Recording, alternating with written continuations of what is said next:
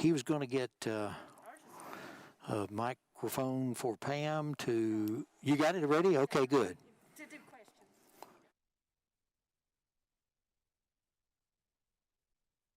Upstairs, if we can put David.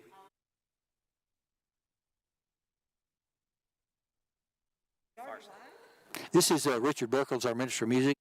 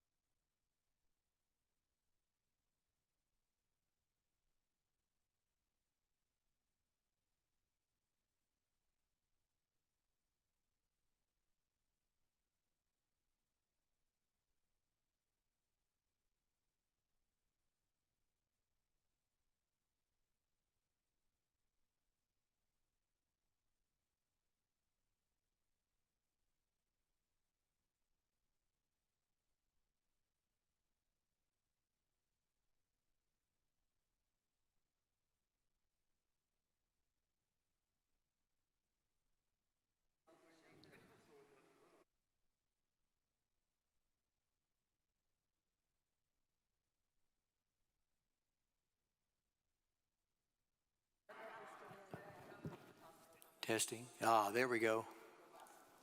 All right.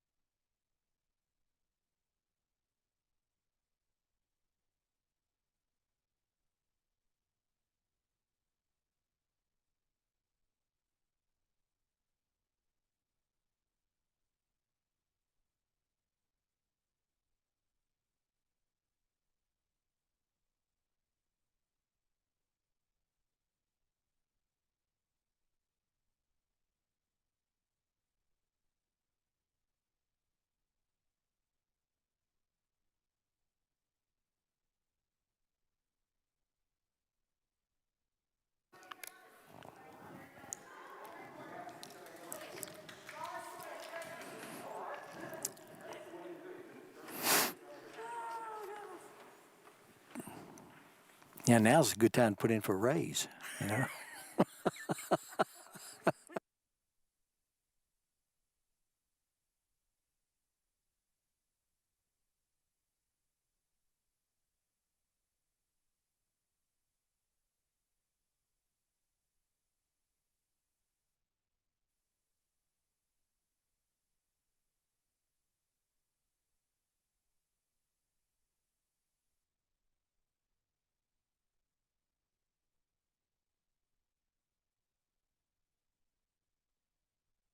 So I guess we can begin. So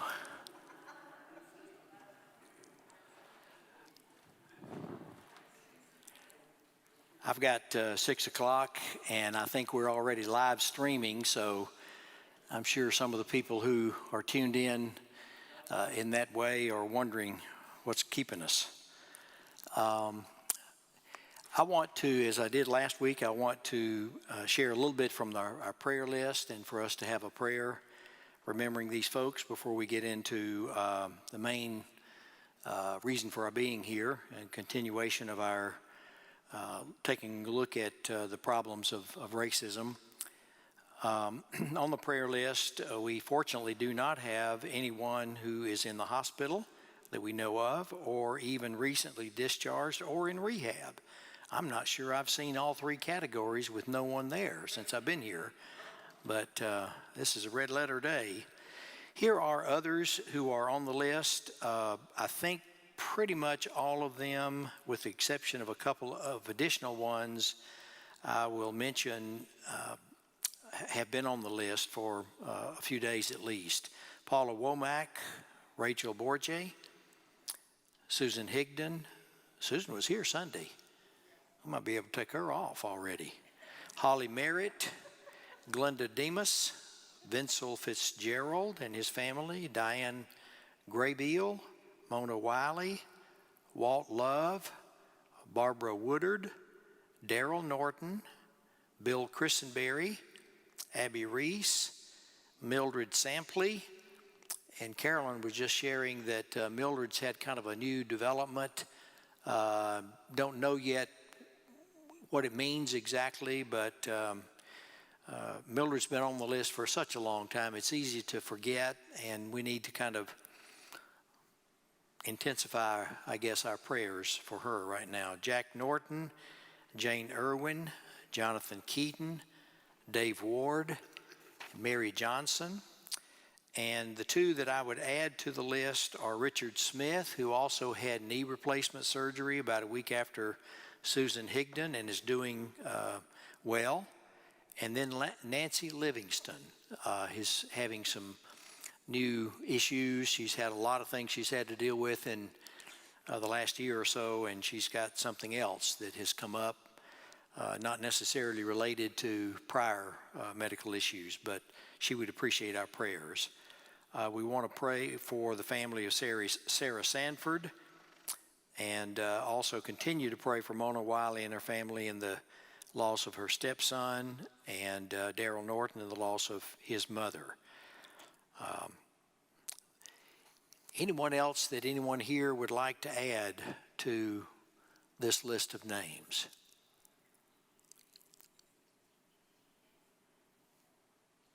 Okay, let's bow.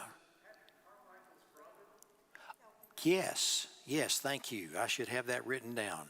Patrick Carmichael lost his brother just in the last day. So yes, for sure. Anyone else?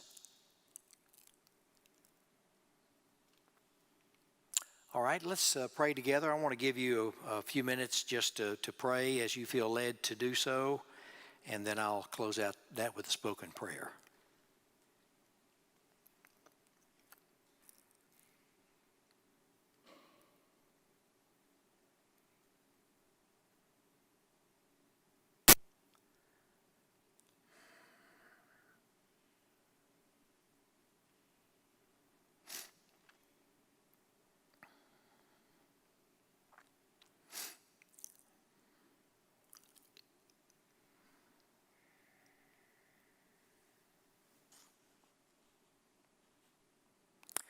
Lord, we care about every person whose name has been called here tonight. We are certainly aware that there are others whose names could be added to this list, and we're grateful that you know all of the needs, and in your way you are ministering to each one. And we come to you on their behalf, asking that you would continue to do that out of love and concern for them. We ask that you give them physical strength, courage, relief from pain, and any form of help that they may need at this time. We especially pray for those who have lost someone dear to them. We know the Patrick Carmichael's family is especially feeling the weight of that grief right now, and ask on their behalf that you minister to them with your comfort.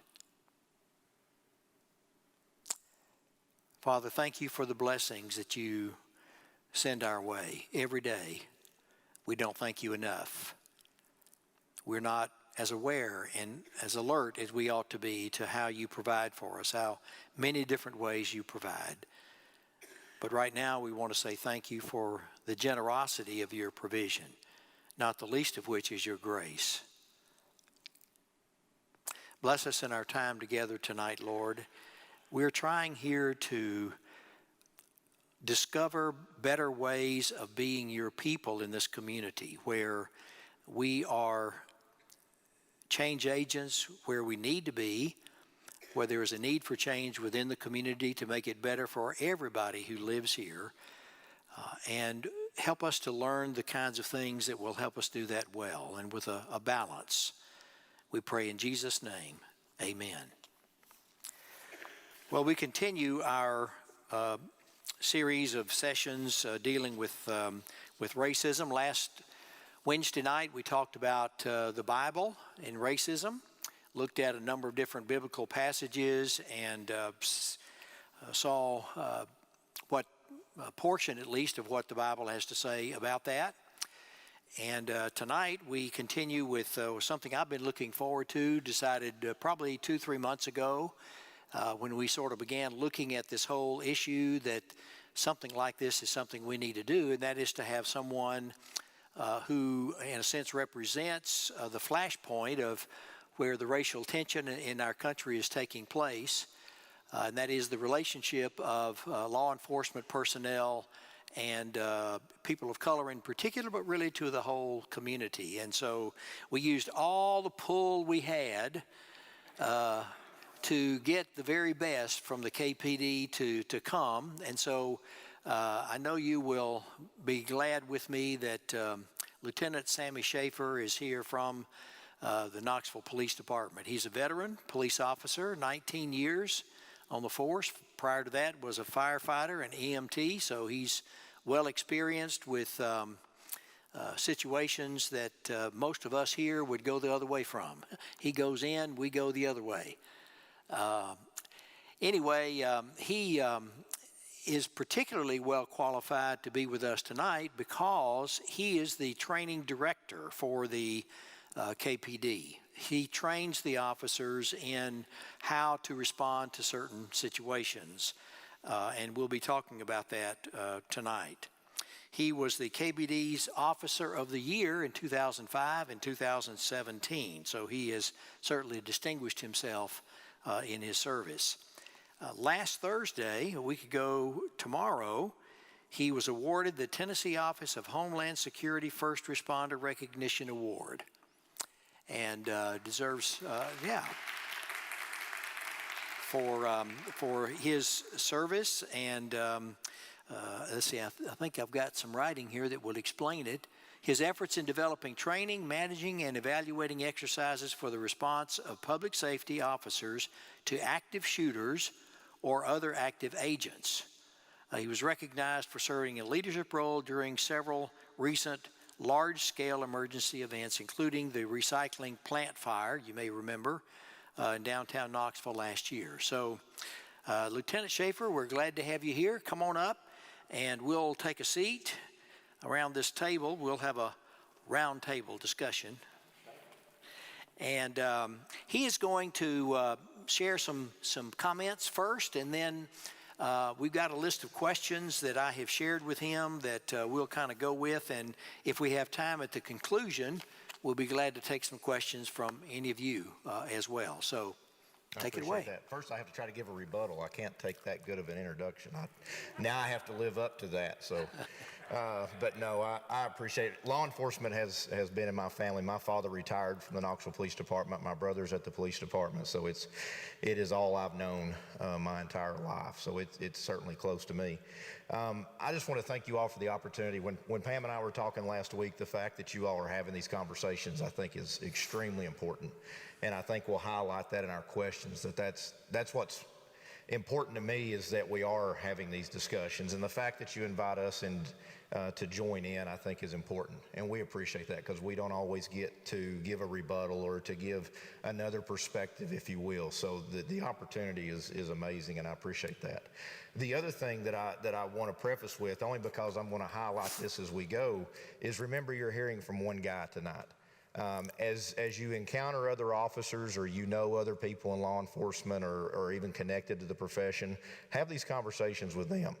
I don't want you to take what I say this afternoon and think that I am representing every police officer from coast to coast. As you talk to different folks, you're going to get a different perspective. Just as I don't want you to think that I'm trying to convey the message for all police officers, I don't want you to ever watch a story and think that person is conveying the message for all of their folks as well. And I don't just mean race. It could mean a community, it could mean a culture, it could mean a profession. Don't just take my word for it. Don't take just any one person's word. Let's try to do a little investigation, and I think that's what we'll work through tonight. So I appreciate this. Well, thank you again for being here. It means a great deal to have someone of your caliber here to help us understand. So my first question would be, can you help us understand a little bit about what a law enforcement officer here in our local community, how they are trained to deal with situations that have the potential to turn violent? Sure, and this evolves over time. If you look at the law enforcement profession over the decades, strategies have changed and techniques have changed. And I'm kind of proud of KPD, and I'm proud of the Southeast in general, that we've tried to stay on those leading edges. When you look at the response to violence or the use of force that we have to use, we actually kind of put that into two subcategories. You have a level of force that you're applying oftentimes to effect an arrest, and the amount of force that you may use depending on that person's resistance to that arrest. But one of the things that folks forget a lot of times is there's also an element and a use of force that goes with protection of ourselves or the protection of the community from an attacker. And so while we train with those are sometimes two distinct, whether you're effecting an arrest or just trying to protect someone from violence. One of the things that has evolved lately is a lot to do with de-escalation. If you look at Knoxville Police Department's annual report, which is published on our website, it's part of the open records page. For the last couple of years, you've noticed our use of force is going down, despite calls for service and arrests actually going up. So we're actually answering more calls. We're putting hands on more people to put them in jail, but the force that we're having to use is going down. And I think that is entirely, or a great deal of that goes to the de-escalation training. One of the things, going back about 3 years ago, we trained every officer in the Knoxville Police Department in what we call CIT, which is critical incident training. And it's communication. Whether that person is experiencing a mental crisis or a form of PTSD, rather than just having to rely on brute force, the officers are trained in de-escalation techniques through communication. We have officers who are actually certified in that skill, and then all of our officers have an awareness level training of that skill. So a lot of times we think automatically to the hands-on, the defensive tactics, if you will, the tools on your belt, be it your spray or your taser or your weapon, but just as much, if not probably more, training goes into the verbal aspect of dealing with the violence. Okay, that's good to hear. Good to hear. Obviously, law enforcement personnel has been in the news an awful lot in the last few months. I'd be interested, perhaps others would be as well, in hearing how do police officers, how do law enforcement personnel kind of react to that. I can speculate on some of it, but I'd rather not. I'd rather have you speak from your own experience. Sure, no, and I appreciate that. It's awkward at times, just to be honest. Again, this is a profession not much different from most, where it's a family. When you're involved in the stress and from your first day of training to answering those calls together, it becomes a family. And you're real quick to defend your family, despite whether they're right or wrong. And we do it at home, I would like to think, as much as we do at work, we're real quick to say they can't be wrong. That's my brother, that's my sister. On one side of the emotion, we're very quick to want to defend. We're kind of one of those, kind of like my family is. I'll say anything I want about them, but nobody else can. And we're kind of the same way. But where it becomes a mixed emotion, the case that happened most recently in Minneapolis, immediately, and maybe even too quick, officers, not only from our agency, but officers that I was hearing from or hearing secondhand from around the nation, were saying, that's wrong. We want to defend our own, but we knew that was wrong. And you kind of catch yourself in, you don't want to Monday morning quarterback, which like we were talking earlier, I think has got both sides in trouble at times. We don't want to too quick chastise someone in the profession, because we appreciate the stress that they're under and what they're doing, but at the same time, we know that it was wrong. So you find yourself in the middle within your own family. And then when you add to that the community perspective, that there's those that continue to support, which we know and we're grateful for, and then those that really jump on this opportunity. So you're kind of caught in a crossfire from two directions, of internally and externally. It's a challenge. I'm sure it is. I can just imagine. One term that has been around a little while, and I'm not sure how many of us really understand it, quite frankly, those of us who are white in particular, is racial profiling. Could you help us understand just what that is? And I'm just supposing that there are things that police are taught to as a way of dealing with that, mm-hmm. or making sure that they don't step over some sort of line or something there. Sure. I'm not sure I'm saying that well, no, but yeah, anything that you can help us understand about that. Absolutely. Well, of course, racial profiling is singling out that person based on race alone. You have no other indication, no other behaviors that you've noticed other than the person's race. And so now you are going to engage them, whether it's an investigation or a stop or what have you. There is certainly, and I will not sit here and try to say that there aren't cases of racial profiling. There are cases from around the country, especially if you roll back a few decades. There are some cases, especially from bigger cities, where it was just absolutely rampant, and I'll not try to hide the fact that it wasn't. I will tell you, though, that we do train our officers to profile. The difference being, though, we train behavioral profiling. We train our officers that it's not, and I don't mean we as in just KPD, I mean in law enforcement in general. If you single out a person because of their behavior, or because what it is, what they're doing and when they're doing it, that's profiling, but that's good police work too. And what I mean from that is it's 10 o'clock in the morning, you're driving through a residential neighborhood, a blue-collar, middle-aged neighborhood, most folks are at work, and you see somebody going door to door, trying doors or peeking in windows. You just profiled that person because of what they were doing. Doesn't matter if they were black, white, Asian, the behavior that they were exhibiting. It's 3 o'clock in the morning. You're driving down a highway and a car in front of you is swerving in and out, speeding up, slowing down. That behavior is suspicious. We have a reasonable suspicion now to look into a crime, not even knowing the driver. But it wasn't the color of their skin or their nationality, it was their behavior. Now, again, I'm not going to sit here and try to say that there's not cases to where somebody is singled out because they're one race in a predominantly another race neighborhood. That has happened, and those are usually investigated because generally you get a complaint. If that's all you have is the color of someone's skin for the reason of making a stop, that's wrong. And I would tell anyone to complain and let us look into that. Now, knock on wood, I think we are much better at not doing that than sometimes it's led to believe, and we are confronting people, but it's based on behavior. So profiling is a police tool. Where you cross the line, though, is what was that profile? Was it behavior or was it? a color of skin. And I'm sure that the ones we hear about are the ones that are problems. We don't hear about the ones that are legitimate, if I can use that term. Sure. Where, as you say, with behavior, you notice that and you appropriately follow up on that. I think you've alluded to this a little bit, but I'd be curious to know what measures are in place within the department when there is an incident. Let's just say there's an incident that involves a person of color, and there are people in the community who are convinced, they become convinced that there was some sort of injustice there. There was some, be it racial profiling or some inappropriate use of force or whatever they may be convinced of, and they complain about it.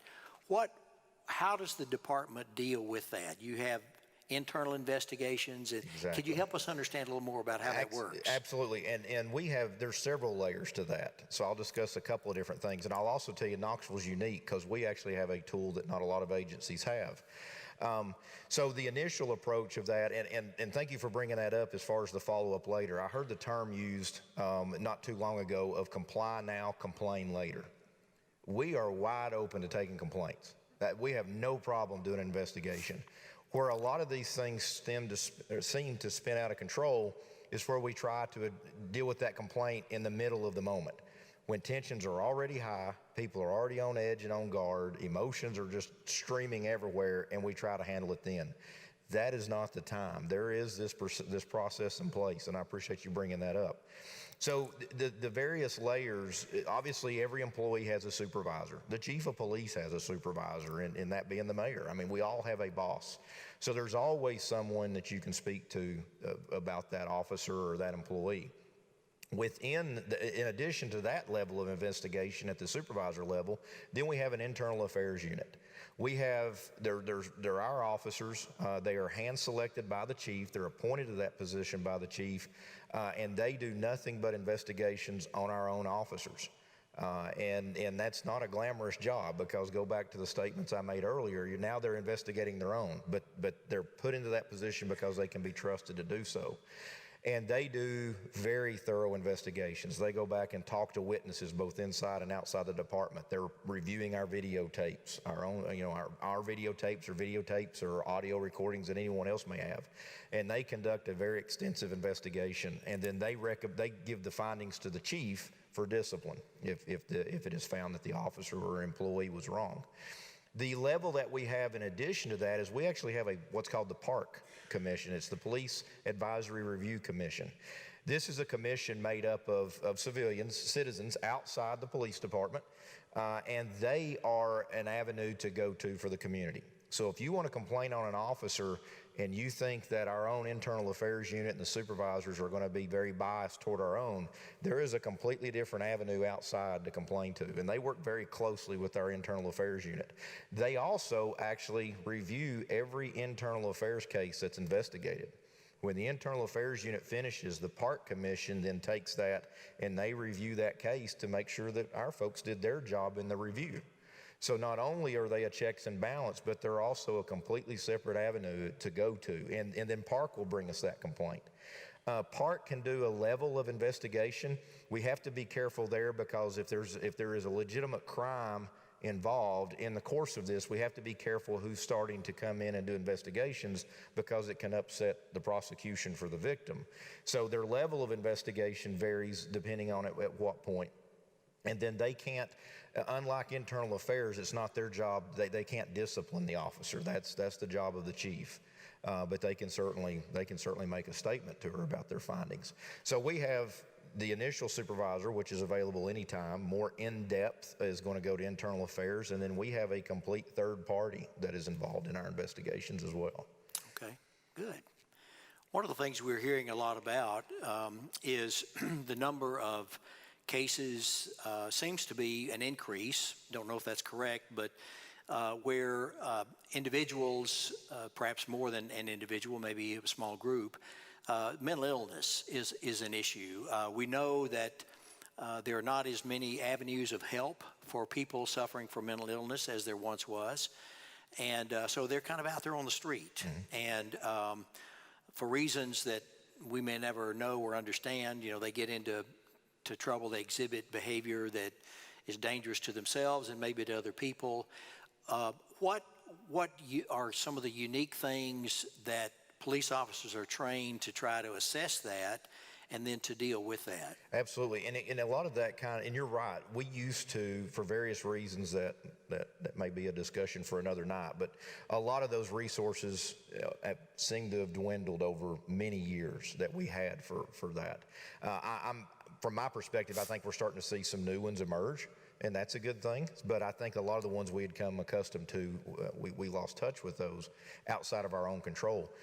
If you go back to that critical incident training and that de-escalation training I mentioned earlier, that's kind of our first line of defense, is how do we get there, and one, to recognize that something is occurring from a mental standpoint, and then two, how do we deal with it as safe as possible and as least intrusive as possible. And then once the officer has the scene stabilized, now they can start going through the Rolodex of options. Especially for our officers that are critical incident certified, they bring with them a whole list of resources. And each squad within the department has those officers that are trained and certified at that level, and they can look at what the problem is and try to start selecting the best resource. And we're seeing that get better and better. You know, this kind of ties into the discussion about, well, should we involve a psychological side to answering a lot of these calls? I will tell you, absolutely. A lot of folks think that we are against utilizing other resources to answer some of these calls, and we're not. We are absolutely not. Now, where we do kind of get into a gray area is concern for their safety. Because if you look at some cities throughout the country who have already implemented this, and you look at their checklist for it meets these requirements, then you send the social worker alone. That's what concerns us. Because we answer these calls that exhibit those same signs that have turned extremely violent. If you look back through some of even our officer-involved shootings, if you look at what the officers knew from 911 when they answered that call, for some of these cities, it would have met the requirement to send a social worker. And now they're there without us when this turned violent. That's our concern. Our officers welcome the idea of having another resource that we can lean to.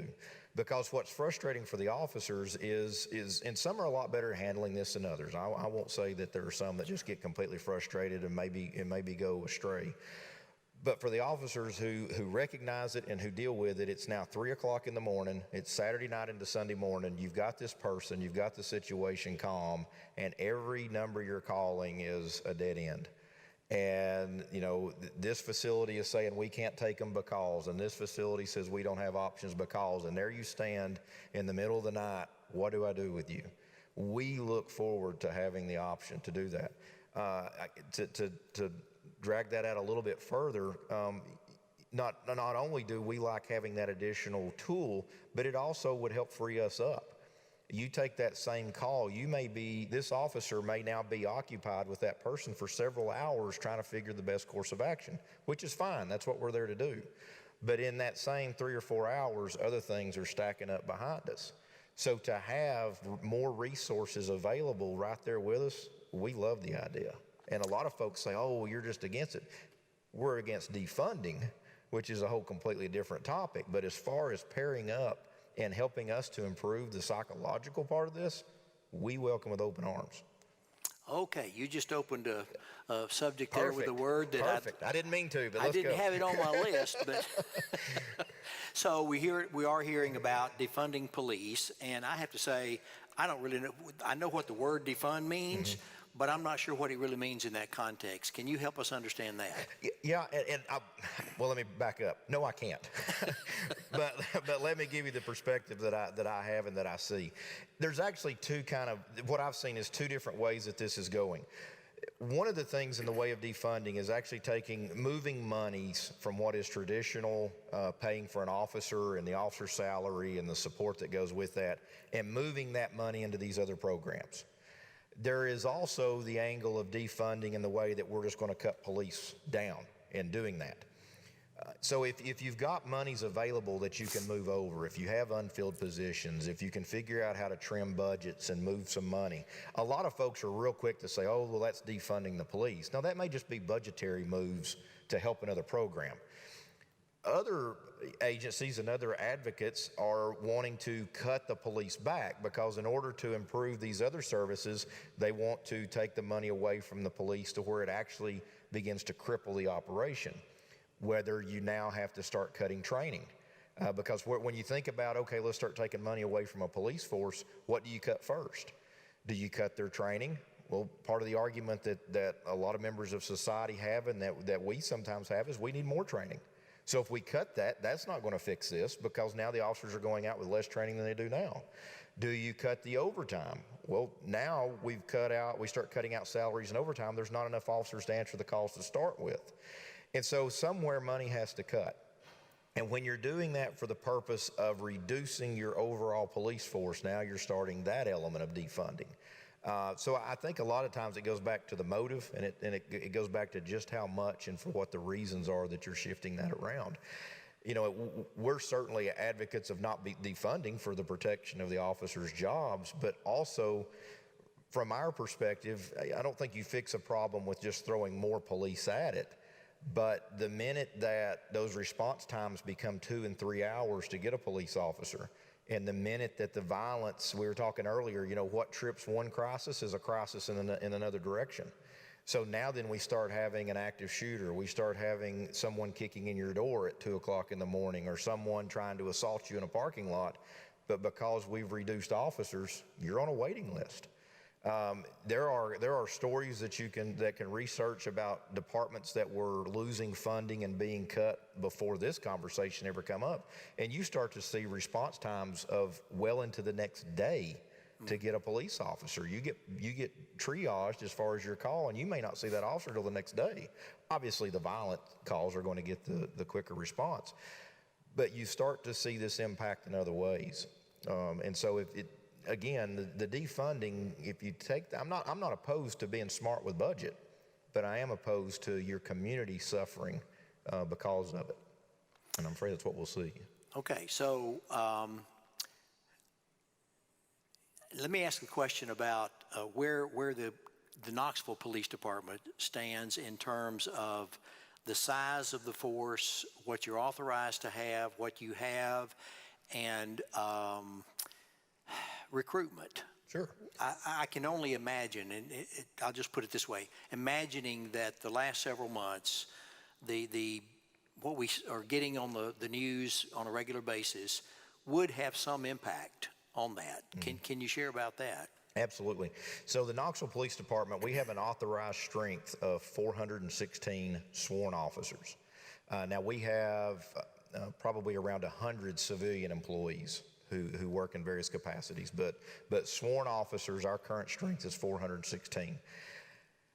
I will get this number wrong, but the last number I heard is we were at about 357. So we're better than 50 or so short currently. Now we're able to supplement that with adjustments of schedules, overtime shifting, and things of that sort. So you know the answering the calls of the community comes first. But I will tell you we're short, and we were short before this happened. The law enforcement profession in general, and I have to back up a little bit to get into that answer. You started to see this decline over the last several years. In 2001, when I transferred from the fire to the police department, I still had to take the test and test into the police department. There were multiple testings given for my class, and hundreds of people were taking the civil service exam, just hundreds upon hundreds, multiple sessions using rooms over at the University of Tennessee, large classrooms just to administer the test. As you look now, they'll give the test to just a few dozen at a time. The profession in general over the years it's not attractive as it used to be. I think for a while we were having a great economy, and when you see a rise in the economy, then there's better paying jobs. There's jobs that are, I won't say less stressful overall, but a little less as far as the liability and the stress that would come with public service that are better paying. I think society is getting more educated as we go. So someone's coming out of college, they have this potential, the market is good for a job, and they want to go somewhere where they're getting the best bang for their buck. For several reasons, I think that law enforcement in general has tapered off as far as our hiring. Now, add to that, now to get to your question, add to that it's kind of hard when you're seeing on the news the repeated officers being attacked and police stations being burned and officers being shot and they're pulling into the hospital for people chanting, "We hope you die." You know, how long do you watch that and you say, "I'm not going to do that"? And we're starting to see that. When things happened a few months ago, we have a recruit class going now. We actually started another recruit class just this week. But I went in and spoke to those recruits because I was concerned. You know, I'm a few years from retirement. I'm at a point now that Lord willing, I'm going to make it to the end, and I'm close enough I can see the light at the end of the tunnel. These new folks coming in, I was afraid they would start running out the back door. And so I went in and talked with them, and I was very proud of them because despite what was going on, they portrayed as though they're still here for the right reason.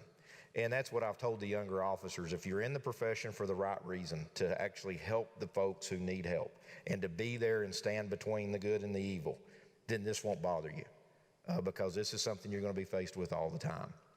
If you're not here for the right reasons, this is pretty easy to run from. Now, we've had some officers, you know, there was, I heard or saw a thing that said, "Oh, the police are leaving by the droves." We're having officers leave, but they were already at their retirement point. They were already looking into other jobs, and we faced that for decades. Our numbers are low, we're losing people, but I don't think the last 6 months has had a huge impact. Okay. I just mentioned, you know, we're getting ready to graduate. If they all pass here in a few weeks, we've got 21 that are going to graduate at the end of this month. There's 24 that just stepped in this week. So, you know, we're running overlapping academies. They're not as large as they used to be, but we are still seeing people come into the profession, be it lower. They are still slowly coming in. Okay, good. It's good to hear. I'm glad to hear we're not going to be without police officers on the street. No, sir. No, we're going to keep doing. That's one thing. Chief Thomas, when she became chief, that was one of her objectives. She saw the deficiency, and it wasn't anybody's fault. I mean, it was just the attrition over time. But she got very aggressive about it. And when I got moved to training, just the first part of the year, the first directive she gave me, she said, "I want 2 classes a year until we catch up." And so I swallowed real deep and sweated for a little bit, and I said, "Okay." And it's been a challenge, but you know that our job is to get the officers out there, and it's happening slowly but surely. Okay, so another follow-up question about recruitment and getting new people in. Can you tell us a little bit about the for lack of a better term, vetting that is done when a person applies to go through the academy and become a police officer? What sort of tests are given? How is a person sort of checked out in terms of their that they are qualified in ways we would not just physically fit, but mentally fit, emotionally fit as well, Absolutely. So that down the road somewhere they are less likely to get into a situation that could turn really bad. Sure. So we not only, the city of Knoxville has our hiring protocol, but also the post commission for us in Nashville, the Peace Officer Standard Training Commission. They also establish the guidelines that an officer must pass in order to be hired. So specifically for Knoxville, the first thing you do is you complete the written test and the physical ability test for civil service. They conduct all of our hiring. If you pass the written exam and you pass their physical entrance exam, then you move on to the interview. And so the interview panel is made up of not only the members of the command staff of the department, but also folks who represent different groups within the department. We have folks of different race on the panel. We have folks from patrol or from admin, because everybody's kind of looking at this person through their own set of glasses. And so you get that difference of perspective. So depending on how they do on the interview, and you do the job long enough, you can pick up on some things that people may say that really concern you. In the midst of this, they have also filled out a personal questionnaire form. And there's questions in there about prior criminal convictions or prior military service, prior employment. And so you get a little bit of a snapshot of them there. If they pass the interview and the department says, yeah, we want to look at this person further, then they begin an additional testing process. So there's a medical exam to ensure that they're physically fit to conduct the job. There's a background investigation that some of the backgrounds our internal affairs unit conducts, and some of them are actually conducted by a third party that we contract with. So there they'll go back and they'll start digging into the person's past. And that's not just, the typical knock on the neighbor's door and look for the criminal history, but they'll talk to previous employers and ask those questions. Then there is a psychological exam. There are psychologists in Knoxville that are contracted by the city, and they evaluate the person knowing they're going into law enforcement. And they are focused on that one thing, does this person have behaviors that could conflict with law enforcement and cause us problems? Or are they, I don't want to say stable enough, but are they mature enough? Are they emotionally able to handle what an officer is going to encounter? And so they then give that report back. Then there's a polygraph, and the polygraph kind of ties everything together to ensure the truthfulness on the part and make sure that nothing's been missed or left out.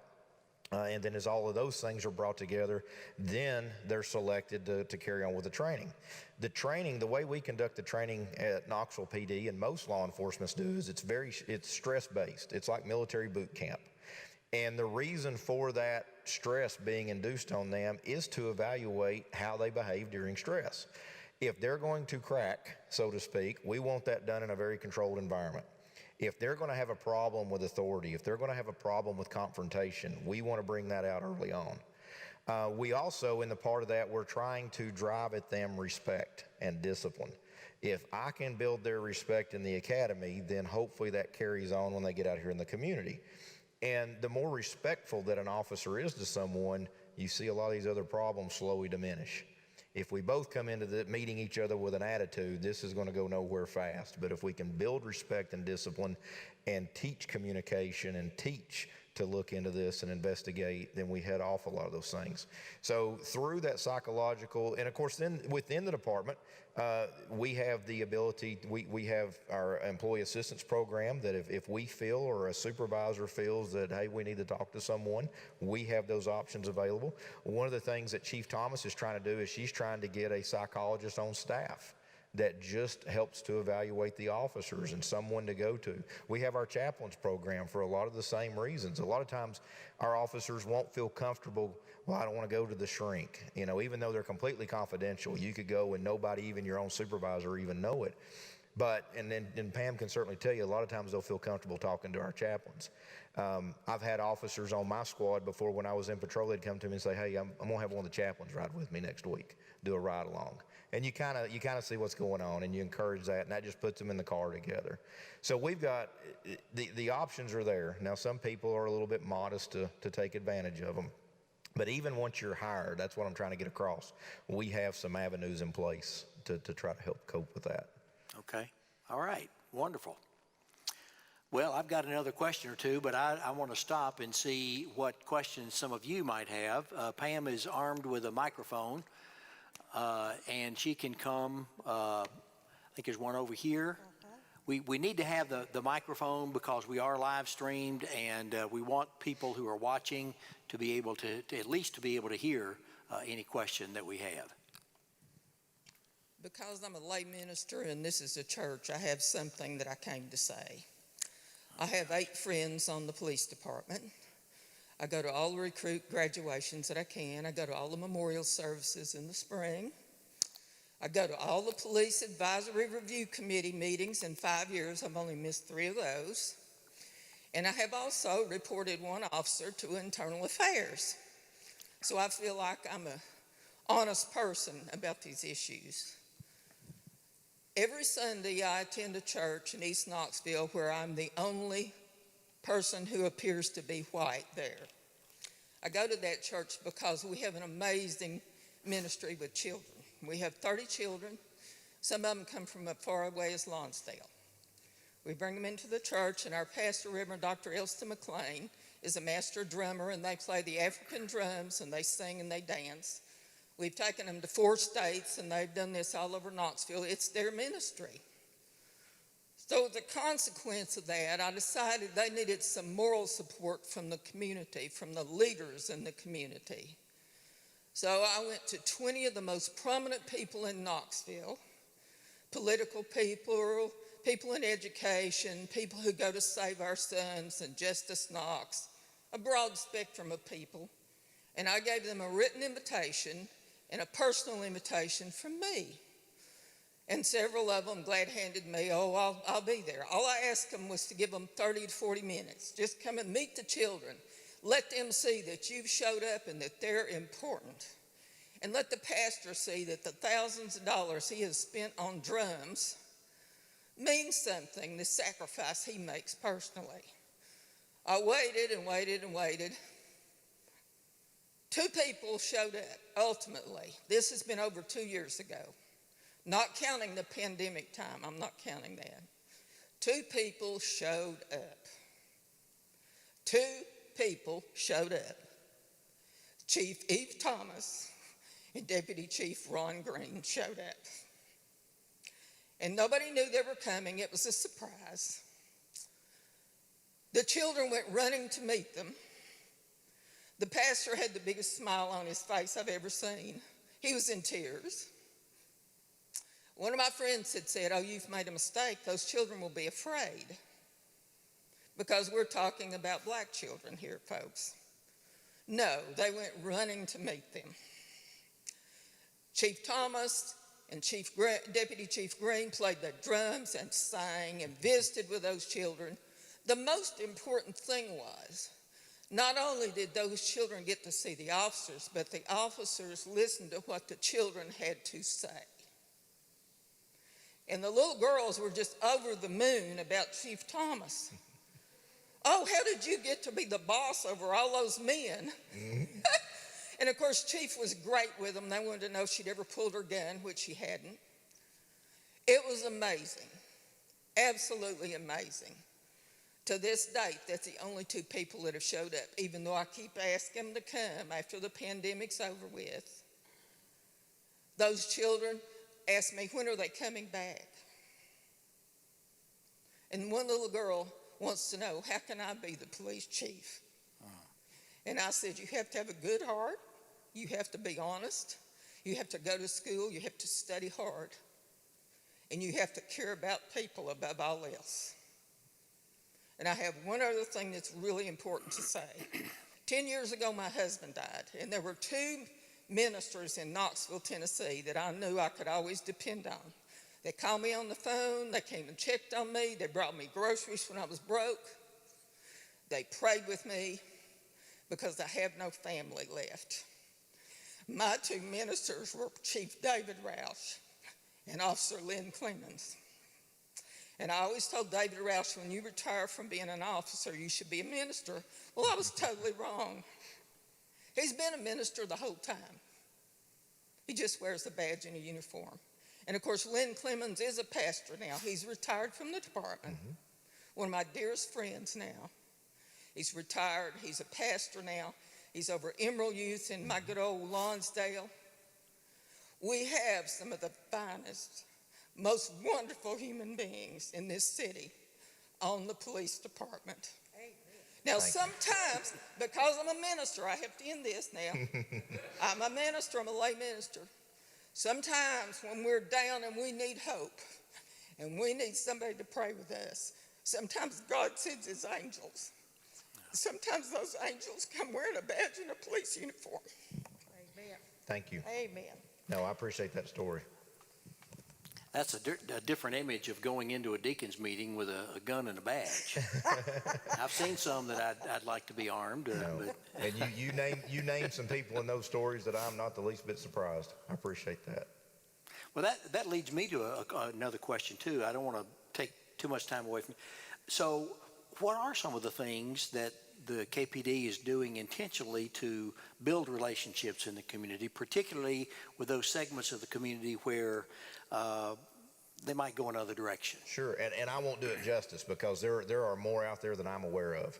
And we've got folks in the department that's specifically what they try to do is to try to find those programs and make those matches. You know, we've done the Big Brothers Big Sisters. We worked with Save Our Sons. You mentioned them. We've done some stuff with those. The Change Center. We were involved early on with the Change Center. What's amazing to me is we've got officers that are even assigned. You mentioned Lynn Clemens. He was working with Emerald Youth even before he retired and made a huge connection there. Of course, he knew a lot of those kids from Lonsdale already. Lynn's an amazing resource.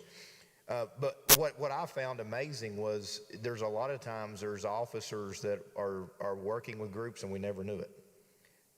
They weren't trying to get on social media with it. They weren't trying to get things out, and you overhear that, well, this officer was doing this, or this officer read at a get together, or this officer was at a children's program, or this officer, pulled his car over and played basketball for 20 minutes with this group. It's a lot of those that we weren't even hearing about.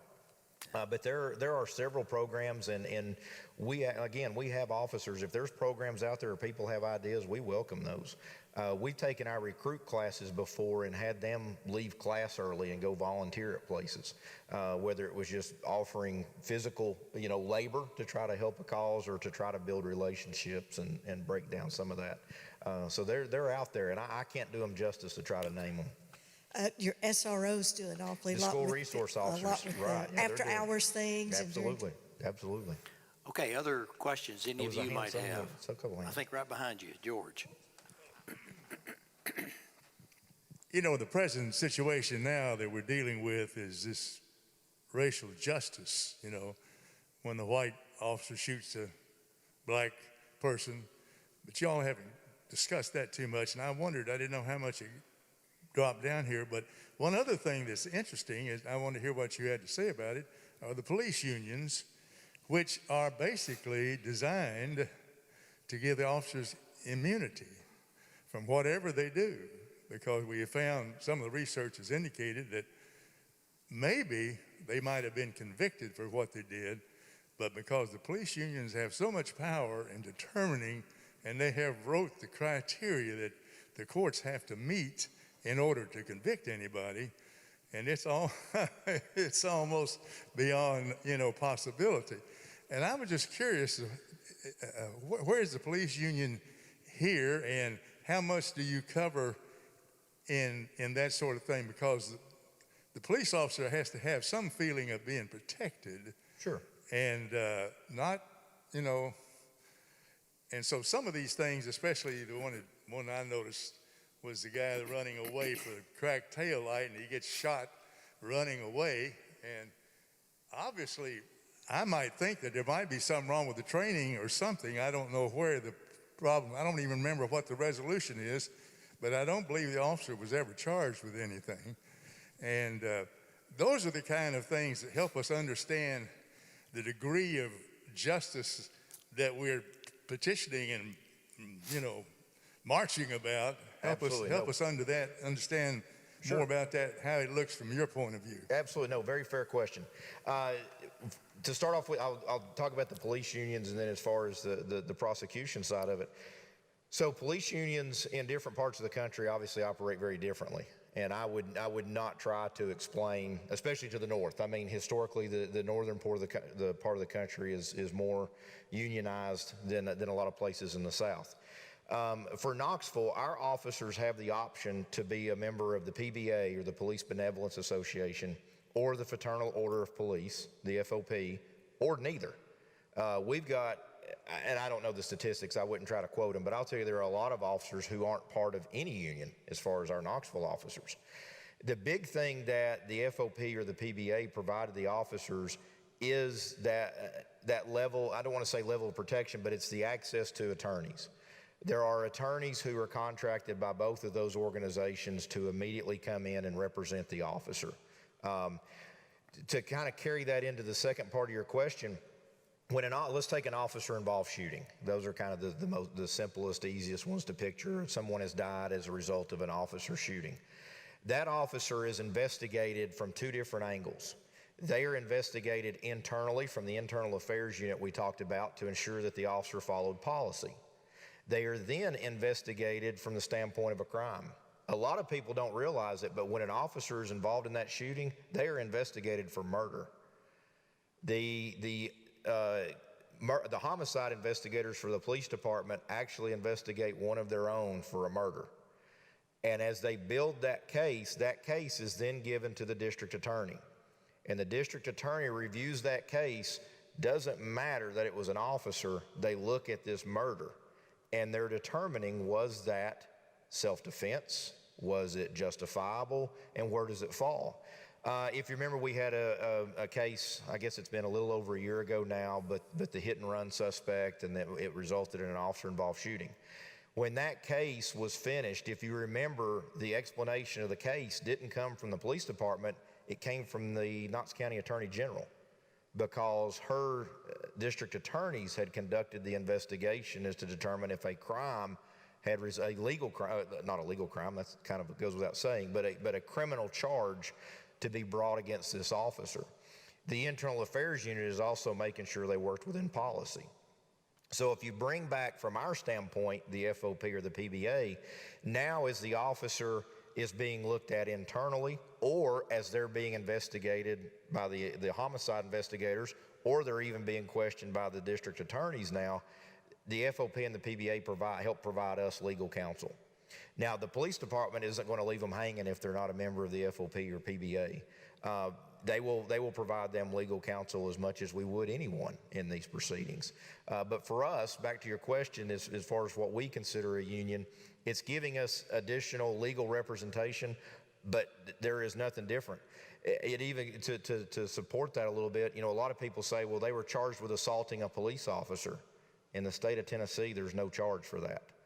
Assault is assault. It doesn't matter who it is. There's not assault. Now, there are enhancers, but there's not a crime of assaulting a police officer.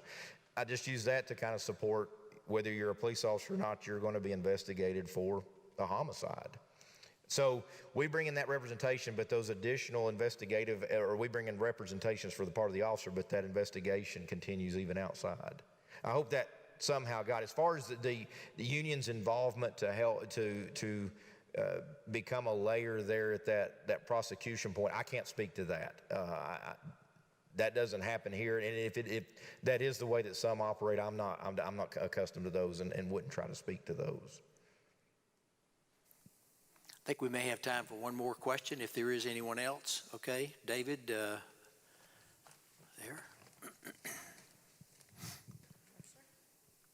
It kind of follows the last question. Obviously, with the defund nonsense, people are looking at the police profession in a different light.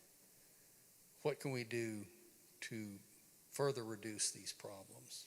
And it's not just shootings, it's how can we better the interaction between police and the community? Sure. And it seems to me like teachers, cops are asked to do too much. I agree.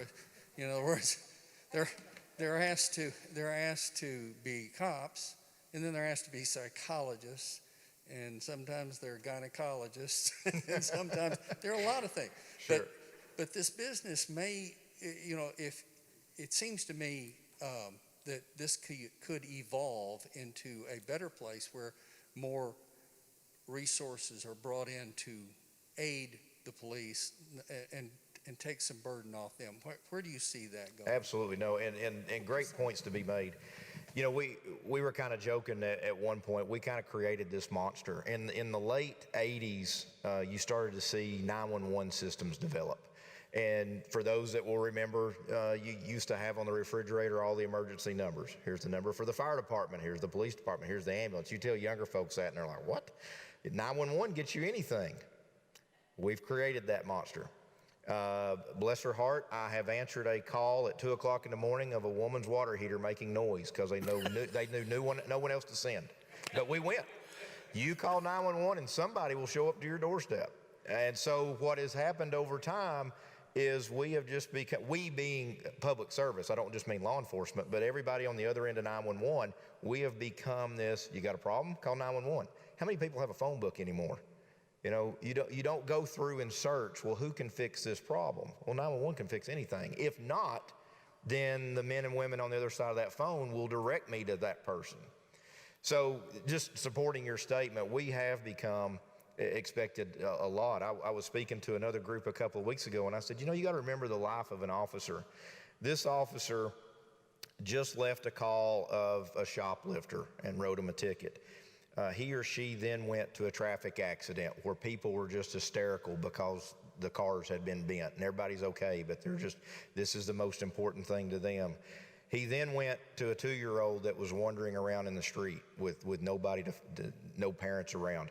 He then ran to a shooting call where there was a person laid in the front yard who had been shot, to a battered woman who had just been assaulted, to walking into a grocery store or a convenience store while it was being robbed. You take those calls and expect a human, and that's what we often forget, is we're still humans, and emotionally and processing your training, change those calls as quick as you can get to them.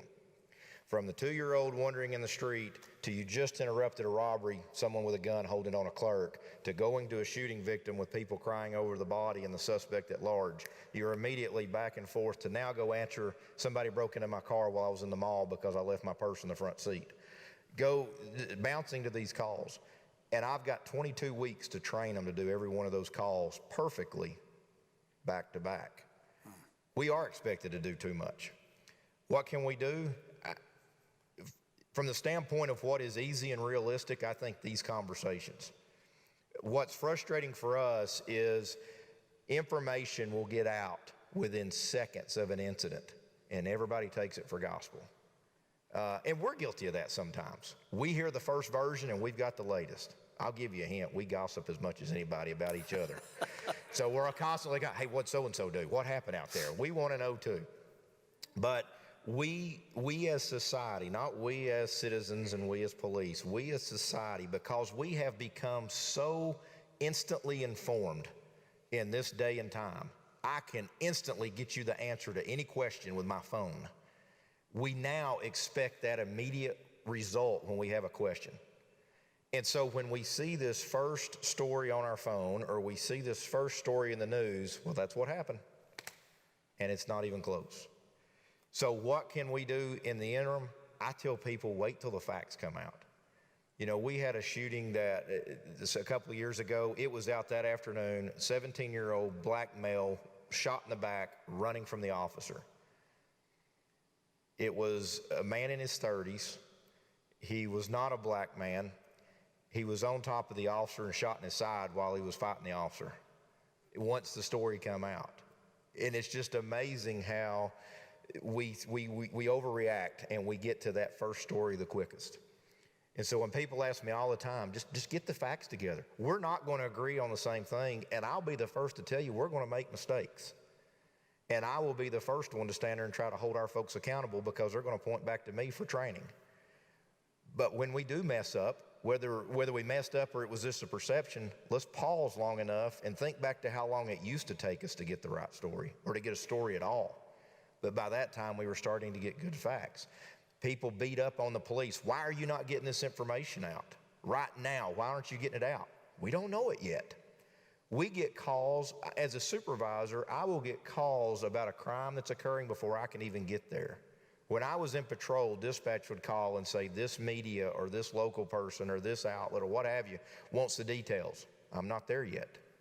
I haven't even gotten on the scene. They want that instant. So I'm going to try to get off that soapbox real quick. I'm just very passionate about getting the facts. Don't watch one source for information. That's the other thing I have to tell people. Everybody's got their favorite location for information. Use several. Use several.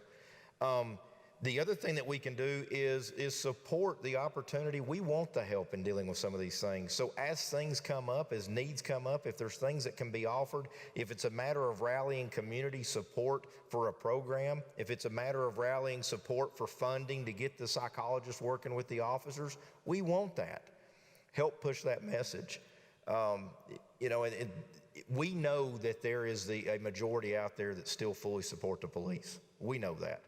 I think oftentimes they're not the loudest, but I'll tell you, while officers are very modest, just like, awards and things of that nature, while we act macho, those pats on the back, those being in a restaurant or passing in the convenience store and go, thank you, appreciate what you do, those are important.